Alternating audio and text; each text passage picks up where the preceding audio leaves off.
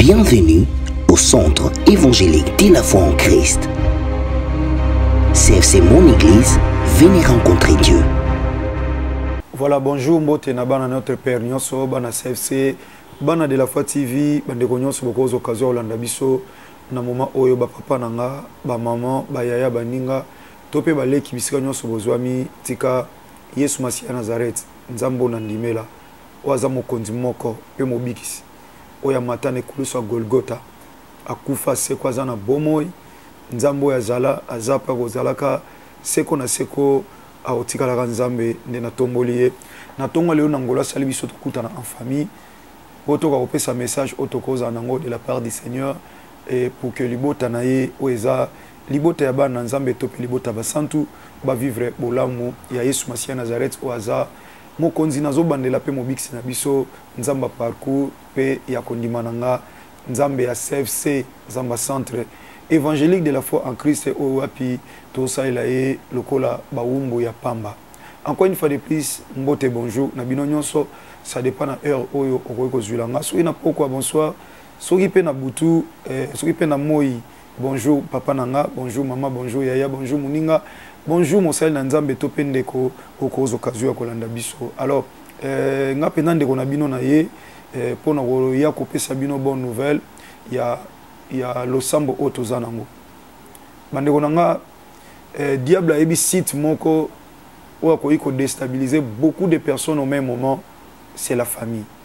Raison pour laquelle au monde ba divorce au salama na objectif nini ba divorce au salama c'est le monde à ténèbres et ça pour bana o bakoti kalawana lokola bana oyo papa na maman bakabwani bazala bana moko oyo ba manquer éducation bazala bana oyo bako souffrir na vie et beaucoup plus na biso ba otozwami na Afrique boye et ça penda pasi so papa na maman bakabwani otope papa kei mama tikali tope mama kei papa atikali lelo tozomona bana ebele bazana kati banzela bana ebele lelo bazotanga te bana ebele lelo ba qualifier bango lokola ba sorcier mais bazala ba sorcier te ya mo comme suna bandolo bana lobi caprice ya mwana so ba botine baza soute et comme atetites ba lo ba mwana aza teti parce que ba pesier boya boy kolia ba bia sala boya boy or bandeko bazana étranger ba yebi mwana zana ba droit ape na ba devoir na ye. Donc si tu as tolo na ba devoir mwana tu es que mwana aussi azaka na ba droit na ye ou est normal. Alors ba droit ya mwana so i moboti aza à comprendre que mwana ngalinga kolia oyote alinga kolia alinga oyote alinga kosala loko boye. O eza pe naturel eza na rien na kati lokola signe ya impolitesse to pe ya tetitesse.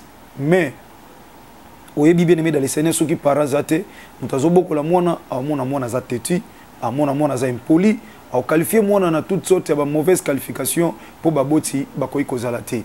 Alors par là vous allez bien sûr réaliser que diable azo panza mingi ba famille tant musuma mozola nanga na tango yo famille na openza eza penda malao mingi te tant musu sozola nangai libale kufa tant musu sozola nangai mobale kufa mwasi akufa et osala choix mususu mais lelo ezo compliqué tant musu pe ndekozana étranger tika bana na Afrique et tant yoka sangwa bana na yo topé mwana na en Afrique et ça la ko penza pasi makasi pasi comme on a que mwana nazaki na ebi etonga nazalaki kuna comment mwana situation na ko comme compliqué boye comment et il y a beaucoup de points d'interrogation aux omituna lelo. Bien aimé, c'est ça la mission du diable. Le diable veut seulement séparer, diviser les gens pour que quoi ko régner à sémence na. Il y a un ba couple belé pe ba famille et belé ils ont un problème pendant que nazolo ba même ba couple ba sali na nzambe bien aimé dans le Seigneur. So mobile azama casse tant musu moi ça comme porte d'entrée. So qui moi ça azama casse tant musu mobile musala nzamba comme porte d'entrée na kati ya couple et aujourd'hui même ba couple ba sali na nzambe ils ont un problème. So qui couple ba sali na nzambe ils ont un problème. Bo ba couple musu bien aimé dans le Seigneur to lobani. Alors tous en ba famille ou ils ont ba problème. Ndeko nanga komona ngo ka bongo te tozo vivre na mukilo potokota lola mukolo moko objectif ensemble les lola à part biloko siècle présent o nzamba ko pia biso lokola ba signe etalisa que Yesu Masiya Nazareth nzambe na biso ya solo pe ya bomoy et ya motuya eza plus après cette vie parce qu'on peut avoir tout libala ozwi na yo nde toteyaka mpe libala eza liloba na nzambe. Nzambe alobi na mukana Genèse, il n'est pas bon que l'homme soit seul. Dans 1 Timothée chapitre 5 verset 14, alobi je veux que le jeune fils se marie. Alobi quelque part aussi deux vaut mieux qu'un. Oui, c'est vrai. Libala ozwi, musala ozwi, mukanda na poto ozwi, permis ozwi, awa na kini awa tope na Afrique. Autres gens ont posé ça sur exemple pesi, mais il y a mutu ezalola parce que quand la mort arrive, tout est kotika là. Et ça na mutu mota okota lola parce que atiki banda kwa bien na Congo po atiki mukanda na mukili oyo. To atiki nda kwa somba na mboka wa zwami nde nzambe aomona akomo banga ya kote lola po atiki ba société atiki ba mbongo atiki ba compte na ba banque non. Salut ezali kambo ya ndenge to tambula na nzambe ndenge to tambula na ye nzamba zotala ba discipline to za na ngoli boso na ye. Yaya awa ozo vivre na couple eza un problème yo kangi maboko opesi mobali no faute opesi mobali no faute tant musu mobali po pesi mama faute bana bo pesi ba boti faute ba boti pe tant musu bo pesi bana faute chacun zo luka raison na ye mais nga problème na ngezali awa bo tika la problème si la mort arrive aujourd'hui après la mort lorsqu'il y aura les jugements dans le dernier jour bo samba ni liboso na nzambe ndeko mo ayembi alobi liboso ya nzambe tata ngana koloba nini wana nzoto so pola na yo ngana ko samba nini nzamba kanisa notre papa akanti na misala na ye musala na nzambe papa Blaise Akila nzoto senga kinga ba biju nzoto senga kinga na mimona na leki baninga nzoto senga kinga na mona ngana tanga koleka baninga na sa lolendo nzoto senga kinga na loba ngam na tonga banda kwa mutuya na mukili oyo nzoto senga na loba ke ngam na mituka cher nazana famille bonga nazana nyonso lokola mutoyo wa lobaki na mukana Luc mutema na ngai sepela po ozana provision e bamvula na bamvula mais Seigneur aloba nini est censé cette nuit même ton âme sera redemandée et la personne était partie. Parabole wana bina après la mort lorsqu'il y aura un jugement au souka pour un problème à couple na yo au pesa mbali no tort tant nzamba o 5 au sambisa au pesa mwasi no tort tant nzamba o sambiso yaya au pesa bana tort tant nzamba o sambisa yo bana yaya au pesa ba boti tort tant ozana jugement éternel jugement de l'éternel Bible lobi to le kana tribunal ya Christ to samba tout ce que to sana sena moi to samba mais j'aimerais parler de ta famille bien-aimée dans le Seigneur. Tala libota na yo boyo kanizatin. Tala foyer na yo boyo kanizatin. Pendant que je parle là, nzamba ko utiliser nga lokola canal en ce moment pour adresser na ndeko penza ozolanda tu sens que ce message ezo percer na mutema na yo. Yo nde mutu nzamba olobi. Couple nous a bien teint, bo ça la semblant na miso batu yaya. Le diable est entré, il a déjà sémé, il a déjà bâti son hôtel. Il a déjà bâti son hôtel na katia foyer na bino. Il a déjà bâti son hôtel na katia famille na bino. Maman ana bana o ayoka na bien na bango, izana ba mso ayoka na te. Papa zana o alinga kana o alinga ati. Tamsu bato papa o linga maman o linga bango te. Na katia famille bokomi deux camps. Et vous trouvez ça normal? Hôtel, il y a division ce côté parce que là où il y a la division c'est la haine qui règne. Et lorsqu'il y a la haine, la mort arrive facilement. Ba poison comme kota po ni pona ba haine. No yoka de ko bomi ndeko na ye na poison ndeko a livré ndeko na ye. Na iloko mo songolo parce qu'il y avait la haine. To kamo ndeni. To mone on kutu na Bible, Caïn aboma Abel pona haine. Caïn aboma Abel pona haine. Tata moko mama moko. Yaya, papa, famille a un problème. Yozo luka ba raison et logezo kamusanga ozape chrétien bien aimé dans le Seigneur. Hein, yaya. Ok na église, yepe kuna ke na église. Mais finalement bande konanga tozonga bana nzamba ngopenza o tozo sambela si c'est vrai to kende lola to mona ngona nde to tamblo na sena moyi. Ngana nde konanga to yoka na te lola ngona okota ndeni. Même si ngamna na raison. Mais Bible lobi recherchez la paix avec tous. Et la sanctification, on ne cherche pas seulement la sanctification, soki to luka kimia na batute. Voyez mes amis, mes frères et sœurs, papa, maman, voyez maintenant, problème na kata famille, il y a un allé qui boyo kanate. mutuna kwena ye et bozo lukana ba raison mais ba raison oyoyo et c'est pandi famille bande konanga et c'est pandi famille et osale sengomi so toza ini na famille to loba so Christ azongi lelo libota na biso tokeme ma vie mususu ata toyeba na te mena yebi ke leki nanga toza malamu ya nanga toza malamu ba boti nanga toza malamu to kota lola. C'est ça l'assurance de la vie et ça babilo côté pandi bino opesa ndeko mbongo selo likamsongolo asalelo kamabe ya ngote ko panzabino e ko panzabino teza biloko ko leka oui ça fait très mal olukambo na passe mais ya décevayo oui et ça la passe tant ça sala ka o mabe moko songolo oyo yebi ya ezo frère kula kayo pas mal de larmes peut-être au plus profond de ton cœur mais laisse-moi te dire bien aimé il y a un temps pour toutes choses. Ecclésiaste chapitre 3 dans verset 1er il y a un temps pour tout. S'il y a un temps pour nous aussi, il y a un temps pour nous arranger. C'est un temps pour nous kangakanda, il y a un temps pour nous pardonner. To kangana bakanda tiwapi o lelo famille bokomi na ba groupe yena ye kuna bazala bien ye kuna bayoka na raté mais jusqu'à quand bande konangai et aussi la mort arrive aujourd'hui. Où serez-vous na kata famille wana bozala wapi yaya bilo kaka mukili oyo bato ebele ba okufa ba otika ba mbongo ba otika ba ndaku ba musu ba otika ba musu sa uta okufa atika soki 62 parcelles toyoka etika la bato bazo wela ba komo bundelango siko so azaki na nzambe te nzamba na jour à jugement a permettre soki atambola malamu te akeli felo papa maman frères et sœurs ta famille est dans l'esclavagisme sans le savoir. Mais je te rappelle, ta famille est dans l'esclavagisme. Vous savez, tant que Satan a côté na vie à Batou, après ça Batou, d'abord incrédulité.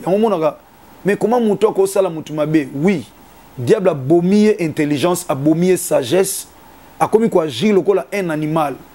Et là quand le diable arrive, a eu possession de la vie à Moutou, a longolé ba penser nion soit malam. Et oya mabe yango ekoma malamu pona yi oya malamu ekoma mabe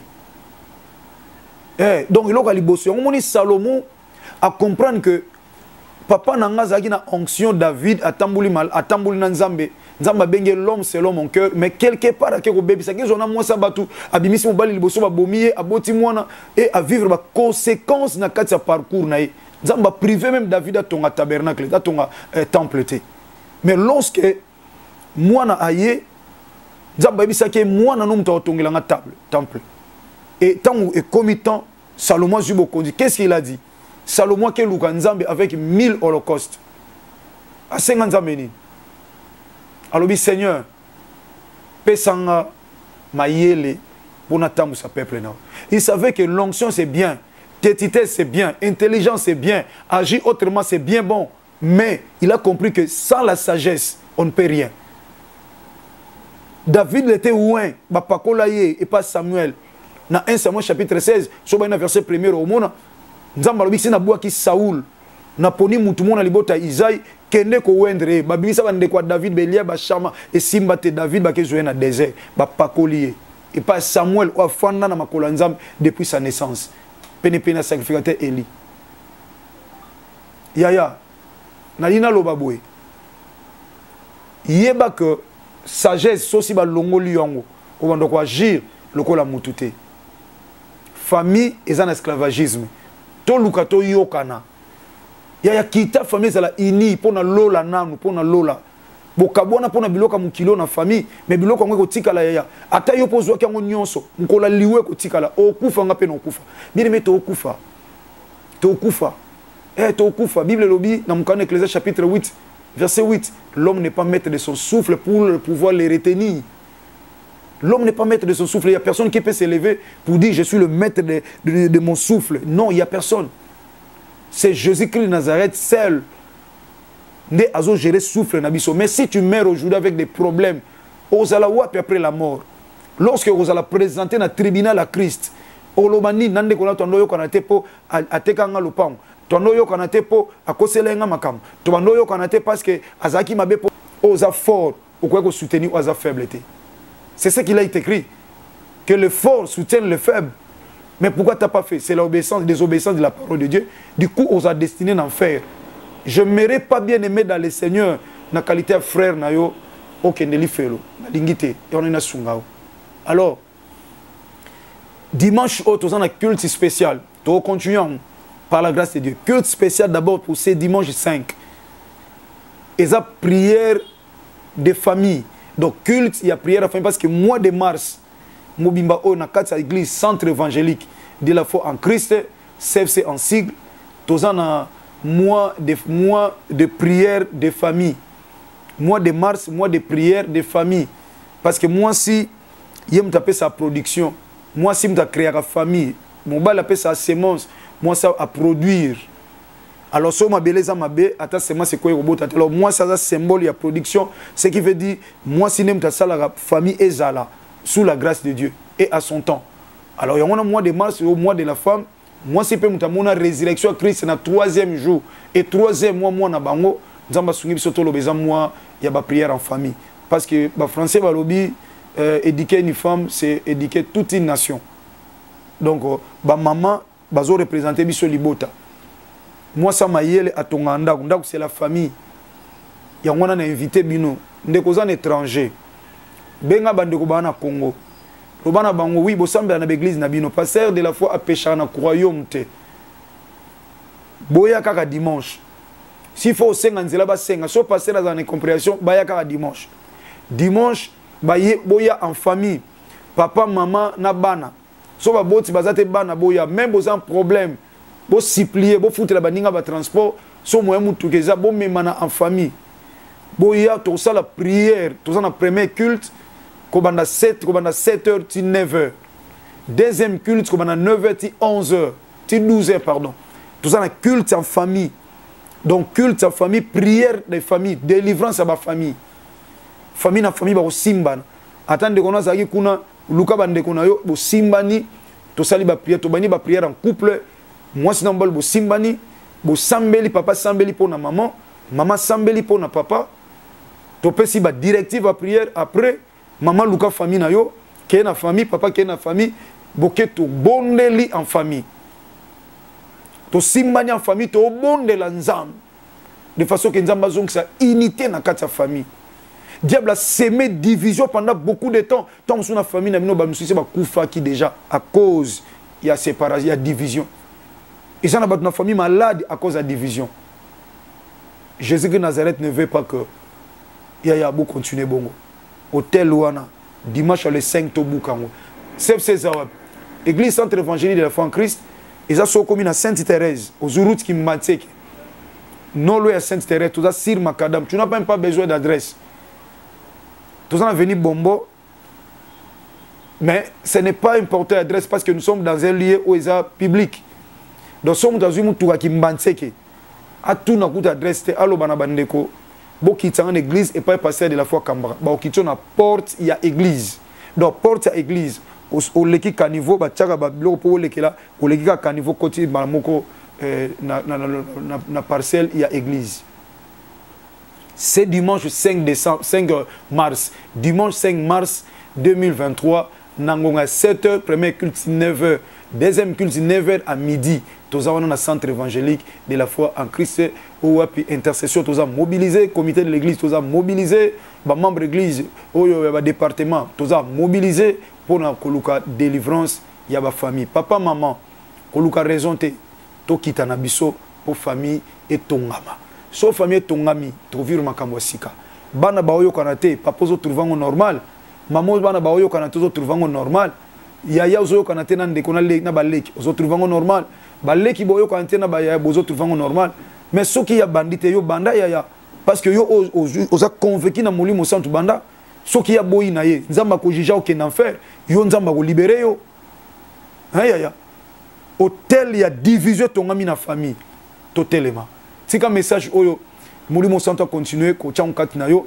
Panza message oyo partager lien oyo penza ba famille to sambela na de la foi TV.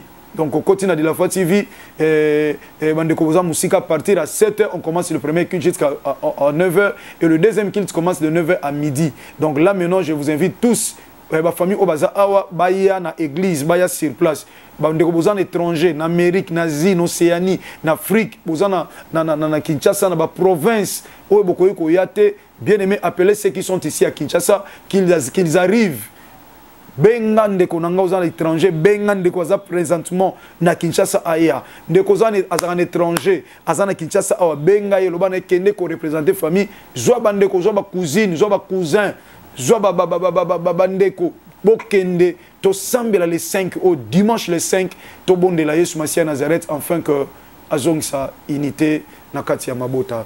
Voilà bien aimé dans les Seigneur ozaki message na kopé Sabino lokwa frère Nabino leki yaya topé muninga ndenyo sunzama kocho na mutema okwa kobenga soki pe musali na nzambe otoza ba simple instrument et kolo Yesu Masia Nazareth azwaka lokumu. Merci encore une fois de plus Nabino nyonso bana notre père bana CFC France bana CFC Angola bana CFC partout à travers le monde bana de la Foi TV ba papa ba mama ba yaya baninga baleki nzambe nanga apambola bino mingi lelo tozana prière lelo jeudi tozana prière à combat na 18h na CFC France 18h na Ivry Sissène au komi wana prière eza lelo ya combat pe lobby na invité yo ozanga te toujours na CFC France veiller eza lobby ah bana notre père Yesu Masia lobby veiller et prier. Donc vendredi à lobby et veiller eza na kati ya Ivry Sissène et pas centre évangélique de la foi en Christ ezwami veiller eza na église lobby loko la première vendredi à moi donc veiller ezali et eza bien préparé pour la gloire du Seigneur. Kobo santé ba programme sur CFC France. Chaque dimanche na kati ya Ivry Sissène tozawana na avenue Maurice Gesbourg na 94 bato webi na 94 tozana Ivry Sissène. Donc mon abisso wana chaque dimanche le culte commence à 7h jusqu'à 11h30. Les cultes na bisso et signe de 7h à 11h30 dans centre évangélique de la foi en Christ na Ivry Sissène avenue Maurice